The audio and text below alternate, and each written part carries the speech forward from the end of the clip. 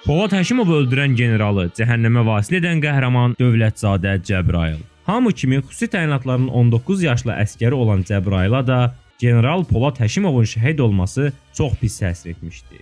44 günlük vətən müharibəsi başlanan an könüllü olaraq döyüşə yazılan Cəbrayıl Murovdağda düşmən mövqelərinin və xüsusi postların ələ keçirilməsi üçün əməliyyatlarda iştirak edir. Döyüş zamanı səngərdə Polad Həşimovun qatili olan erməni generalı və zabitləri ilə qarşılaşır. Hücum zamanı öncə erməni generalını öldürən Cəbrayıl əlbəyaxa döyüşdə düşmən polkovnikini yalın əlləri ilə boğur.